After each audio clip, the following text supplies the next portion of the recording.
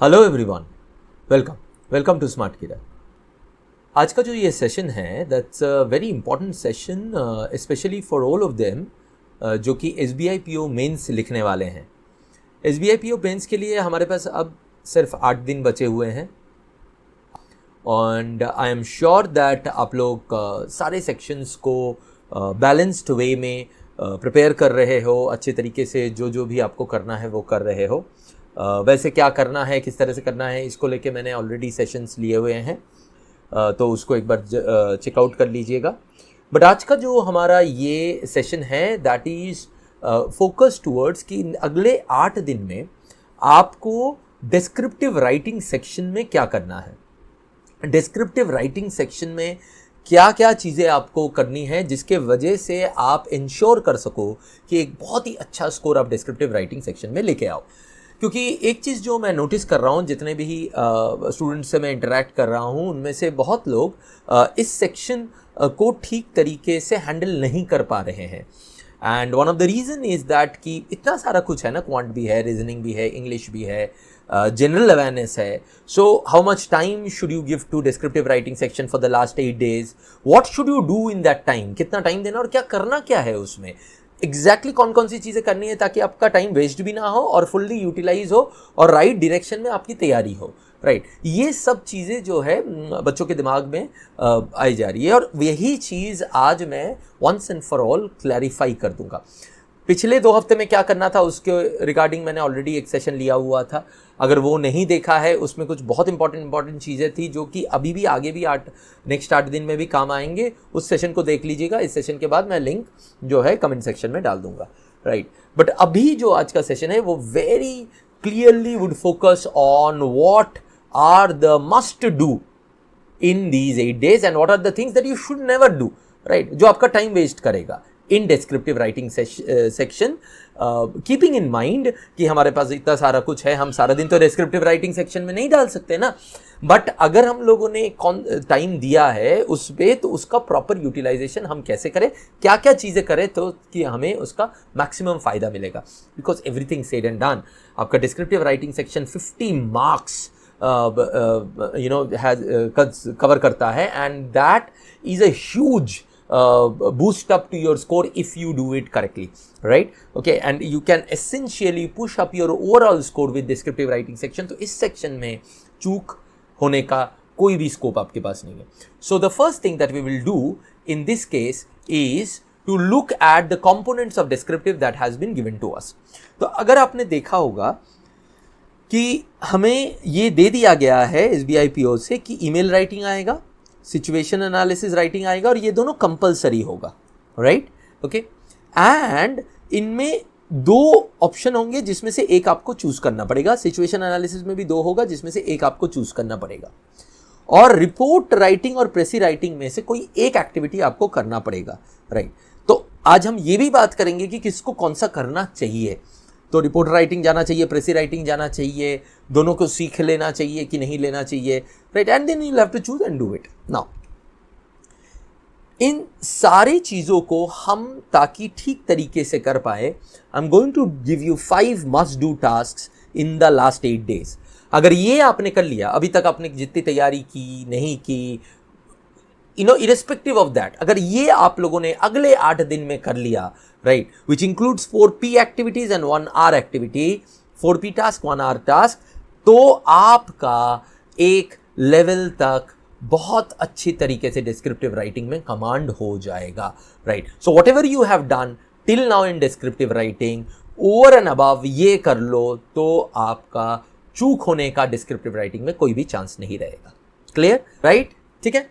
Now as you know these last 8 days are very crucial, जैसे कि मैंने कहा, और आपको मैं इस सेशन के थ्रू ऐसा बताने वाला हूं ताकि आपको मिल जाए कि क्या करना है नहीं करना है। बट एक पॉइंट ऐसा आता है कि जहाँ पे if we are able to see that how we are faring in a competition, हमारे आंसर्स कैसे हैं, किस तरह के लेवल के आंसर्स हमारे हैं, हमें और क्या क्या करना चाहिए ताकि हम उस 40+ मार्क्स को अचीव करे इन डिस्क्रिप्टिव राइटिंग। ये सारी जो चीज़ें आपके दिमाग में आती है, इसके लिए मैंने प्लान किया है एक descriptive writing marathon workshop. Right, इस वर्कशॉप का कोर पर्पस होगा, ये जो हम लोग मैराथन करेंगे इसका कोर पर्पस होगा कि आप लोग are capable of getting 40+ marks in descriptive writing section which helps you overall score of mains, right. ये शेड्यूल्ड है 30th अप्रैल 6:30 PM को, right, for people who are in my descriptive pro batch, जो descriptive pro के batch में हैं, जिन्होंने मेरे से पूरा डिस्क्रिप्टिव प्रो के बैच में सीखा है, उन लोगों के लिए ये वर्कशॉप कंप्लीटली फ्री है, कॉम्प्लीमेंट्री है। बाकी जो इस बैच का पार्ट नहीं है उनके लिए they will have to register for this workshop, जिसमें आई वुड इंश्योर कि आपको अगले 4 दिन में, 30 अप्रैल से लगभग 4 दिन बचते हैं, अगले 4 दिन में एग्जैक्टली क्या क्या करोगे आप, जहां पे भी हो, 25 पे हो, 35 पे हो, क्या क्या करना है, ताकि आप इंश्योर करोगे कि 5 मई में जब आपका एग्जाम हो तब आप डेफिनेटली 40+ और हो सके तो 45+ भी लेके आओ, ठीक है, right. So do not miss this workshop. Now coming to our 4P and 1 hour activity, जैसे कि आपको समझ में आ गया हो, P स्टैंड्स फॉर प्रैक्टिस, तो 4P में पहला P है प्रैक्टिस चूजिंग टॉपिक्स। अब देखिए, जैसे ही हमारे पास क्लैरिटी आ गया कि हमारे पास मल्टीपल टॉपिक्स दे दिए जाएंगे और उसके बेसिस पे हमें चूज करके करना पड़ेगा, तो दोस्तों एक चीज तो बहुत क्लियर है कि हमें वो चीज प्रैक्टिस करके जानी पड़ेगी। देखो, आज मैं अपने सेशन में ऐसी ऐसी चीजें बात करने वाला हूं जो शायद आपको कहीं नहीं मिलने वाला है। Why? Because we do not think in this way ना। आप लोग एग्जाम देते हो बट इस तरह से सोच नहीं पाते हो ना, इसीलिए तो मैं जब गाइड कर दूंगा उससे आपका टाइम बचेगा, उससे आपका एफर्ट्स बचेंगे, राइट। तो choosing topics is something that you should practice. कैसे करोगे? जैसे ईमेल में आपके पास कुछ ईमेल की लिस्ट है, मान लो जैसे अगर आप डिस्क्रिप्टिव प्रो बैच में हो, मैंने कुछ ईमेल के लिस्ट दिए हैं 8-10 ईमेल के, उनमें से कोई भी 2 ईमेल रैंडम में उठा लो, राइट। 2 में से कोई एक को, दोनों को पढ़ो और चूज करो कौन सा करना है। ईमेल टॉपिक 1, ईमेल टॉपिक 2, मान लो तुमने 2 चूज किया, ऑब्वियस सी बात है ईमेल 1 भी बाद में प्रैक्टिस करोगे, बट चूजिंग को तो पहले प्रैक्टिस कर लो। So for the next 4-5 days you should always practice choosing, ठीक है, राइट। तो बेस्ड ऑन उससे क्या होगा ना कि आप जब चूजिंग प्रैक्टिस करते हो तब आप चूजिंग में बेटर भी होते हो। अच्छा, पैरामीटर क्या होगा चूजिंग का? Obviously the things that you have practice till now, जिन्होंने अभी तक प्रैक्टिस किया है। अगर आपने मेरे पिछले सेशन देखा था जो 2 हफ्ते पहले मैंने 10 दिन पहले लिया था, उसमें किस तरह से प्रैक्टिस करना है वो मैंने बताया था। अगर उस तरह से आपने प्रैक्टिस किया है, आपको एक आइडिया है कि आपको किस तरह के टॉपिक्स में किस तरह का आपका परफॉर्मेंस होता है, राइट, ओके। अब वही आइडिया को लेते हुए आप इन दोनों में चूज करोगे। अगर आपने ज्यादा प्रैक्टिस अभी तक नहीं किया है तो आपको क्या करना चाहिए? अगला 3 दिन 3 days, अगर अभी तक आपने ज्यादा प्रैक्टिस नहीं किया है, अगला 3 days आप 2-2 करके ईमेल लिखो, 2 का सेट लो एंड देखो कि अच्छा मैं दोनों पे लिख के देखता हूं। जैसे ही ये 5-6 ईमेल आपने लिख लिया है, 6 ईमेल्स आपने लिख लिया है, देन यू वुड रियलाइज कि कौन से 2 में से किस में बेटर आपका परफॉर्मेंस रहा है। और अगर आप फिर वर्कशॉप अटेंड कर रहे हो, वहां पे तो मैं चूजिंग के बारे में डिटेल में बात करूंगा ही करूंगा, क्योंकि जब टॉपिक्स होंगे, जब कैसे चूज करना है, क्या करना है, मैं बात करूंगा, तब आप रिलेट कर पाओगे, right. And then if you are choosing in the wrong way, you would know कि नहीं यही करना है, इसी तरीके से करना है, ठीक है, राइट। बट उससे पहले थोड़ा सा प्रैक्टिस कर लो इस चीज को करने का। बट अगर आपने प्रैक्टिस ऑलरेडी किया है तो आप चूज करके एक करके लिख सकते हो अगले 3 दिन। अगर आपने प्रैक्टिस नहीं किया, बहुत ही कम किया, 1-2 ही ईमेल लिखे हैं, तो अब अगले 3 दिन आपको 2-2 ईमेल लिखने हैं, जिसमें से 6 आपके टोटल ईमेल होंगे और उसके बेसिस पे आपको आइडिया लग जाएगा कि आपका चॉइस किस में बेटर हो सकता है। तो जब आप ईमेल चूज करोगे तो अलग अलग एरिया से टाइप के ईमेल्स चूज करोगे, आपके पास जो लिस्ट है। और अगर आप प्रो बैच में हो तो ऑलरेडी आपके पास लिस्ट में दे रखा है पीडीएफ के फॉर्म में, ठीक है, राइट। सेकेंड चीज, प्रैक्टिस राइट फॉर्मेट। अब देखो, पिछला वाले में क्यों इंपॉर्टेंट था? बिकॉज हमें चूज करना है तो चूज प्रैक्टिस करना पड़ेगा। अब दूसरा वाला क्यों इंपॉर्टेंट है? Because your any writing activity is measured और इवैल्यूएटेड, जैसे मैंने आपको कहा था, 3 एरिया में, फॉर्मेट, राइट, कंटेंट और राइटिंग। तो राइटिंग में ग्रामर होता है, वोकैब होता है, ठीक से स्ट्रक्चर किया कि नहीं, कंटेंट में क्या एक्चुअली तुमने लिखा है, और format is almost 25% weightage, format का जो वेटेज होता है वो अराउंड 25% होता है और बाकी कंटेंट और राइटिंग में चला जाता है। हाँ ठीक है, कुछ कुछ चीज़ों में फॉर्मेट का वेटेज थोड़ा सा कम हो सकता है, जैसे कि प्रेसी, क्योंकि उसमें फॉर्मेट में ज़्यादा कुछ होता नहीं है तो उसमें 20% भी हो सकता है, बट 20 to 25% आप मान सकते हो कि फॉर्मेट का वेटेज है। अगर आपका राइट फॉर्मेट हो गया तो उस पर्टिकुलर कंडीशन में तो आपको वो 25% थोड़े से पक्के ही हो गए, and then obviously you will structure the content in the right way to get marks from content and writing too. Clear?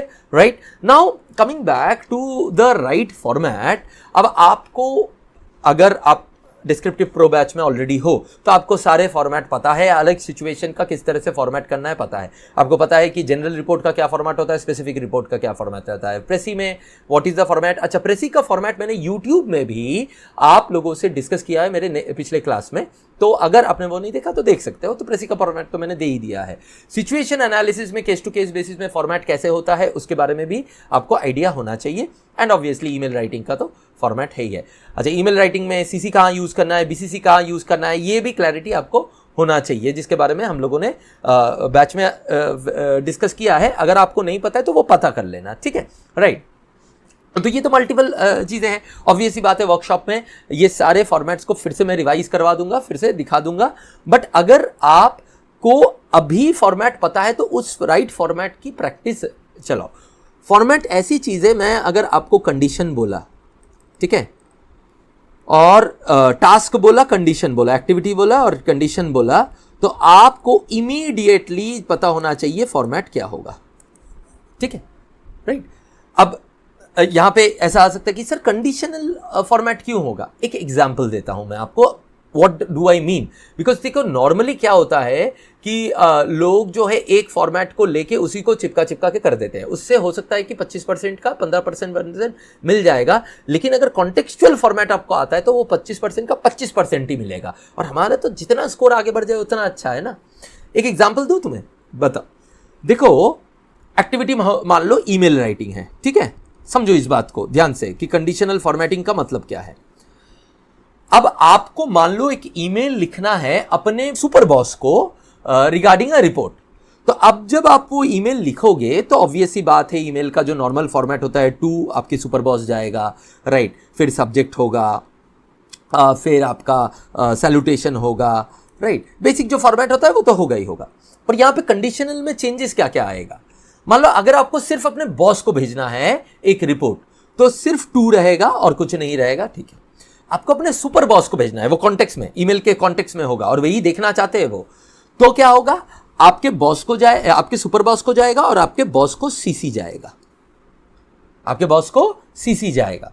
मान लो आपके एक 5 कस्टमर को आपको एक ऑफर की ईमेल डालनी है, राइट। आपको 5 कस्टमर को ऑफर की ईमेल डालनी है, तो क्या होगा, 2 में जाएगा आपका ईमेल। वाई, बिकॉज आपने देखा होगा कि ऑफर की ईमेल में क्या होता है, 2 में भी जो ईमेल ऑफिशियल होता है उसी को डाल देते हैं। और सीसी में डालोगे लोगों को नहीं, तब डालोगे बीसीसी में। ऑफर की ईमेल के लिए 5 ईमेल आईडी जाएगा बीसीसी में। क्यों? क्योंकि ये कस्टमर्स है, कस्टमर की ईमेल आईडी में दूसरे कस्टमर को नहीं शेयर कर सकता, प्राइवेसी के खिलाफ हो जाएगा। And then I will have subject and everything. समझ में आ रहा है?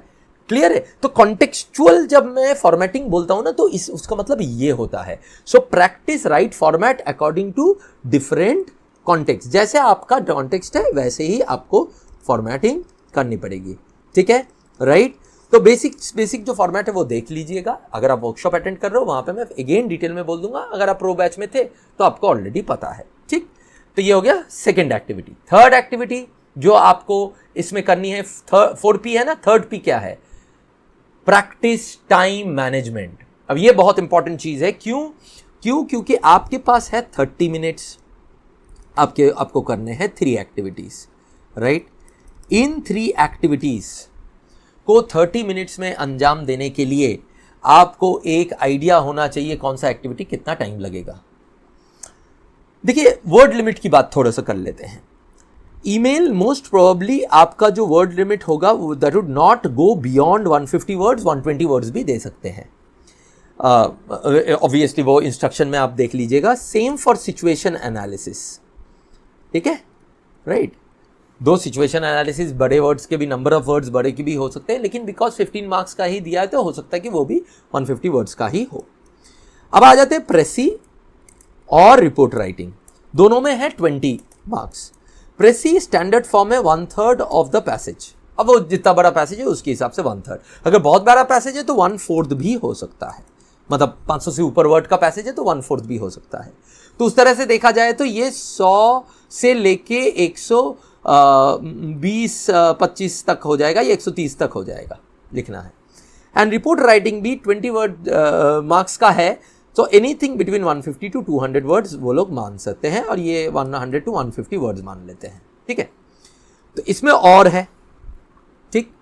तो मैक्सिमम आपको जो टाइप करनी पड़ेगी वो हो सकती है 450 to 500 वर्ड्स होगी मैक्सिमम, इससे ज़्यादा नहीं होगा, ठीक है। 400 भी हो सकता है, सो अंडर 400 भी हो सकता है, बट ये मैक्सिमम है।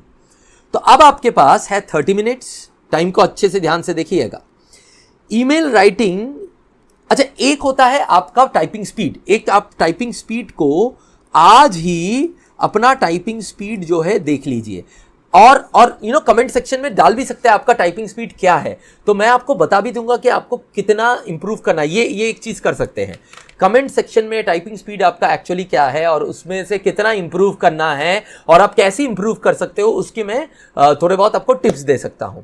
मेरा नॉर्मली मैंने जो देखा है स्टूडेंट्स का typing speed ranges between 15 in the lower side word per minute, 15 to 20 in the lower side word per minute, और 30 at the higher side word per minute, ठीक है, राइट। जैसे बट नॉर्मली जिन लोगों का टाइपिंग का एक idea है, typing आता है, उन लोगों का तो it can go up to 50 word per minute, जैसे मेरा 45 to 50 word per minute vary करता है, बट इसके हिसाब से हम लोग नहीं सोचेंगे क्योंकि ऐसे ज़्यादातर लोगों का नहीं होगा, तो उससे अच्छा है कि हम लोग इसके हिसाब से सोचें। देखो अगर ये कंडीशन में है तो तुम्हें यहां तक तो पहुंचना पड़ेगा, तो अपना वर्ड पर मिनट दो, आज ही एक टाइप करो और देखो, 1 मिनट की टाइपिंग करो और देखो कितने वर्ड्स कर पा रहे हो, और वो मुझे कमेंट सेक्शन में बोलो, मैं आपको गाइडेंस दे दूंगा कि आप इसको बढ़ा कैसे सकते हो, 8 दिन के अंदर ज़्यादा कैसे कर सकते हो, ठीक है, राइट। ये हो गया, बट ले लेते हैं 25 वर्ड पर मिनट आपका एवरेज है, और वो आप 30 वर्ड पर मिनट तक लेके जा पाए, तो 30 वर्ड पर मिनट तक लेके जा पाओगे तो आपको ही फायदा है। तो अगर 450 वर्ड्स है तो आपका टाइपिंग का टाइम 15 से ज़्यादा 20 मिनट्स तक होना चाहिए, इससे ज़्यादा नहीं होना चाहिए। जितना 15 मिनट्स में हो जाए तो अच्छी बात है, ठीक है। तो अब ईमेल को टोटल कितने टाइम में मुझे करना पड़ेगा? ईमेल का is something which is easy to structure and easy to write, तो आपका ईमेल का ideal time is not more than 8 minutes, 6 minutes में भी हो सकता है, 6 to 8 minutes, not more than 8 minutes, ideal 6 minute. अब आ जाते हैं सिचुएशन, ठीक है। अब आप बोलोगे कि सर लेकिन ईमेल में अगर मेरा 25 है तो 6 मिनट में कैसे होगा, मुझे तो सोचना भी पड़ेगा 1-1.5 मिनट। एकदम सही, 120-25 वर्ड का ईमेल भी चलेगा if they have said under 150 words, right. But अगर आपको 6 मिनट में नहीं होता है, 7 मिनट लगता है, दैट्स ऑल्सो ओके। मैंने क्या कहा, 6 से 8 मिनट। सिचुएशन एनालिसिस में क्या होगा? सिचुएशन एनालिसिस में दोस्तों ऐसा होगा कि आपको करीब 150 वर्ड लिखने हैं, ज़्यादा से ज़्यादा बोल सकते हैं 200, बट 150 के हिसाब से चलते हैं। आपके 25 के हिसाब से 6 मिनट टाइपिंग का टाइम प्लस 2 से 3 मिनट आपके सोचने का और स्क्रिबलिंग का टाइम, ठीक है। मैं ऑलरेडी मैंने प्रो बैच में बोला हुआ है कि कैसे स्क्रिबल करना है, किस तरह से आपको पॉइंट्स बनाने हैं, उसके उस तरह से कर रहे हो तो उस हिसाब से हो जाएगा। So anything 8 to 10 minutes is your target for situation analysis, ठीक है। सो अगर आप लोअर एंड में हो तो 14-15 मिनट्स में हो, अगर हायर एंड में हो तो 18 मिनट्स में हो। तो obviously there is nothing to say कि प्रेसी और आपका ये जो कहते हैं रिपोर्ट, इनमें आपका होना चाहिए। देखो अगर आपको 200 वर्ड लिखने हैं तो फिर आपको 8 मिनट लिखने का ही लग जाएगा। प्रेसी में 200 वर्ड लिखने की जरूरत नहीं है, यहां पे भी वो चॉइस आ जाता है कि प्रेसी और रिपोर्ट में कौन सा लिखे। अगर 200 वर्ड है देन, और प्रेसी के लिए जो पैसेज है वो 400-500 वर्ड का है तो ऑब्वियस सी बात है प्रेसी में आपको कम लिखना पड़ेगा, you can go for that. क्यों? क्योंकि अगर मुझे 100 वर्ड प्रेसी में लिखना पड़े वो लगेगा 4 मिनट। प्रेसी में ऑलरेडी दिया हुआ है, उसको स्ट्रक्चर करके लिखना है, में कम टाइम लगेगा, so you can write it as fast as 6 minute. 150 word लिखना पड़े प्रेसी में, मान लो 500 वर्ड है या 120-25 वर्ड है, तो भी आप 6 to 7 मिनट्स में निपटा सकते हो। अगर बोला कि 150 वर्ड के अंदर रिपोर्ट लिखो, तो फिर प्रेसी और रिपोर्ट में बहुत ज्यादा फर्क नहीं पड़ेगा, वो भी आप 6 to 8 मिनट्स में निपटा सकते हो। ठीक है, लेकिन आपको पढ़ना है, मैं ये सिर्फ लिखने की बात कर रहा हूं, आपको पढ़ना भी है, तो उसमें 2 मिनट आप एक्स्ट्रा ऐड करोगे प्रेसी का, राइट। तो टेक्निकली अगर देखा जाए, लेट मी, वो 2 मिनट में ऐड करता हूं प्रेसी में, तो प्रेसी भी 8 से 10 मिनट का बन जाता है, राइट। तो प्रेसी रिपोर्ट दोनों 8 से 10 मिनट, अगर आपकी छोटी प्रेसी है तो वो 7 मिनट में भी हो सकता है, तो लेट्स पुट एट 7 to 10। तो यहां पे मैक्सिमम वाले में 8, 10, 10, 28 मिनट्स में हो रहा है, थोड़ा सा टाइट है। प्लानिंग हमेशा 25 से 26 मिनट का होना चाहिए, थोड़ा सा टाइट है। बट जो मिनिमम वाला है 6, 8, 14, 8 मिनट और लगा लेते हैं, 22 मिनट। चलो प्रेसी में 22 मिनट, तो 22 से 28 मिनट के बीच में आपका पूरा एक्टिविटी खत्म होते हुए दिखना चाहिए। ये आपका प्लान होना चाहिए। ये मॉक में आप एनीवेयर बिटवीन 22 to 28 मिनट्स लाई करना पड़ेगा। वाई? बिकॉज मॉक में अगर आपने 22 to 28 मिनट्स में लाई किए, तो आप आराम से 30 मिनट्स में एक्चुअल एग्जाम में क्लियर कर लोगे। तो ये जो है प्रैक्टिसिंग टाइम मैनेजमेंट, ये बहुत इंपॉर्टेंट हो जाता है। क्लियर है? Right. So that was our third P.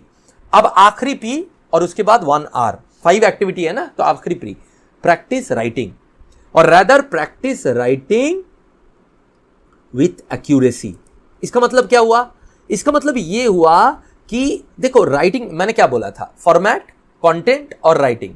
तो राइटिंग का जो पार्ट है उसमें क्या क्या देखा जाता है? ग्रामर देखा जाता है, सही है कि नहीं, वोकैब देखी जाती है, स्पेलिंग मिस्टेक वेस्टेक तो नहीं है, वोकैब मतलब वोकैब कितना अच्छा वर्ड यूज कर रहे हो, नहीं, स्पेलिंग मिस्टेक तो नहीं है, यही सिर्फ देखा जाता है वोकैब में, राइट। ग्रामर में सेंटेंस फॉर्मेशन में एरर तो नहीं है, और आइडिया को क्लियरली स्टेट कर पा रहे हो कि नहीं, आइडिया की क्लैरिटी है कि नहीं।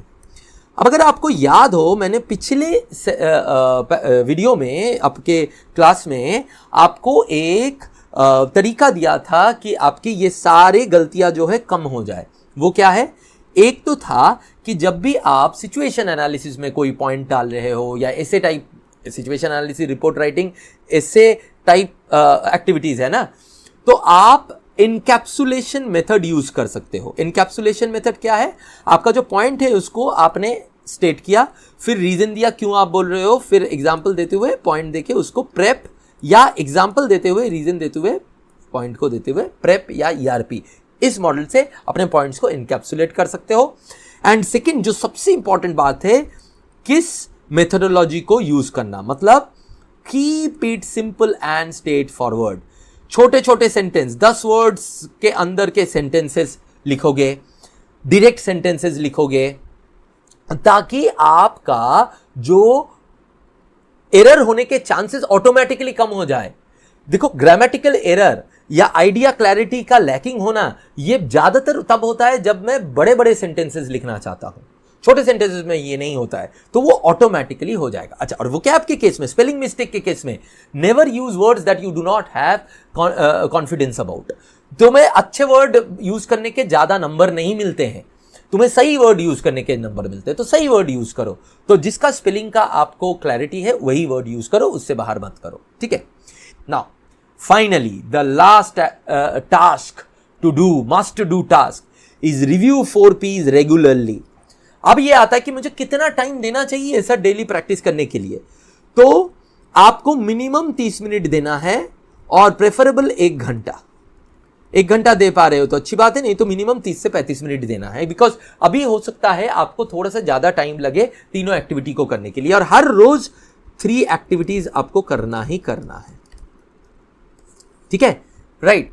अब यहां पे ये बात आती है कि भाई सर, लेकिन वो रिपोर्ट और प्रेसी में कौन से को चूज करूं? अच्छा, यहां पे मैंने आपको हिंट तो दे ही दिया, यहां पे थोड़ा सा एक्सप्लेन भी कर देता हूं। देखो दोस्तों, जैसे कि मैंने बोला कि जहां पे कम टाइप करना होगा उसको चूज करना बेहतर रहता है, और क्योंकि प्रेसी में आपके पास एक स्ट्रक्चर होता है, ऑलरेडी दिया रहता है, और आपकी अगर रीडिंग कॉम्प्रिहेंशन अच्छी है, बिकॉज आप लोगों ने एसबीआई पीओ का प्री क्लियर किया है, मैं मान सकता हूं कि आप लोग माइंड मैप अच्छे से बना सकते हो, रीडिंग कॉम्प्रिहेंशन आपकी ठीक ठाक है, तो आपको प्रेसी शायद एडवांटेजियस लगे। और उसका और एक रीजन भी है, ये रिपोर्ट में मल्टीपल फॉर्मेट्स होते हैं।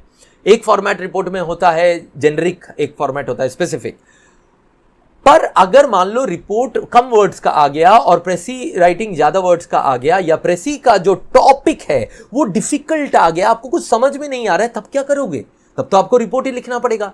तो इसीलिए रिपोर्ट की हैबिट बना के जानी पड़ेगी, so that you are able to write a report if needed to be. और अगर आपको रिपोर्ट के सारे फॉर्मेट्स पता है और रिपोर्ट में ही आप ज्यादा कंफर्टेबल हो, तो आप रिपोर्ट लिखिए, उसमें भी कोई दिक्कत नहीं है। तो चॉइसेस का पैरामीटर समझ में आ गया कि दोनों में कोई भी आपके बायसनेस नहीं है, तो प्रेसी को आप पहला प्रायोरिटी दे सकते हो, रिपोर्ट को दूसरा। और रिपोर्ट हमेशा प्रैक्टिस करके जाओगे, क्योंकि बाई चांस अगर प्रेसी डिफिकल्ट आ गया तो रिपोर्ट को आप कर सको। दूसरा, अगर आपका प्रायोरिटी है कि रिपोर्ट आपसे अच्छे बनते हैं, जल्दी लिख पाते हो, तो फिर आप रिपोर्ट को चूज कर सकते हो। तो on the basis of this you need to decide. ठीक, अब आ जाते हैं, तीनों एक्टिविटी आपको करने हैं। ऑब्वियसली प्रेसी रिपोर्ट आपको मिक्स कर लेना है कि एक दिन प्रेसी एक दिन रिपोर्ट, 30 मिनट में। अगर 1 घंटा दे रहे हो तो 3x2 एक्टिविटीज आपको करने हैं। ठीक है, राइट।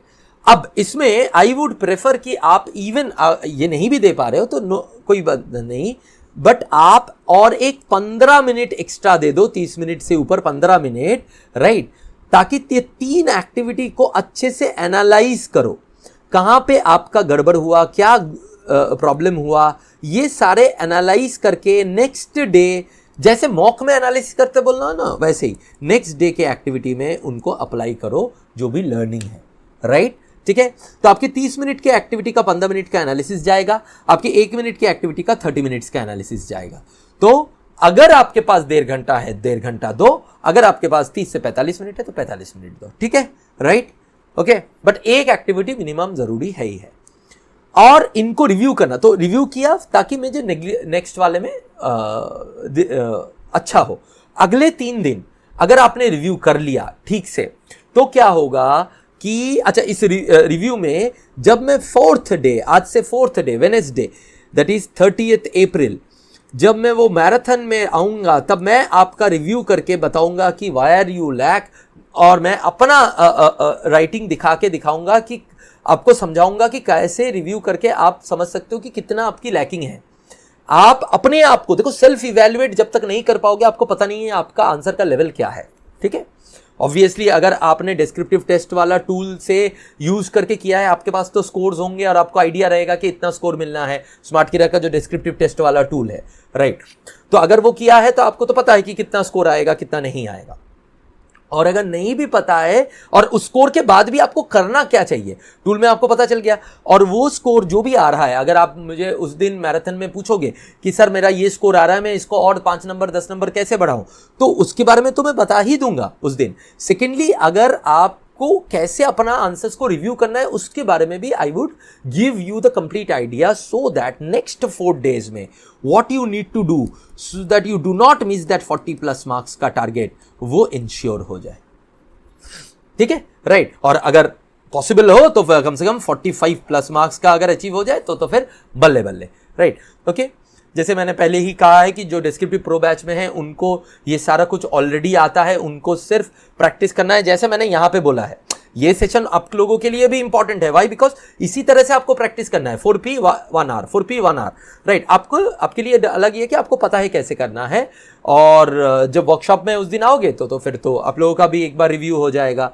ऑब्वियसली बात है, एक बार याद दिला दूं, आप लोग इसके लिए पे मत कीजिएगा, आप लोगों के लिए ये फ्री मीन्स कॉम्प्लीमेंट्री होगा। ठीक है, right. So this was what I wanted to share with you today.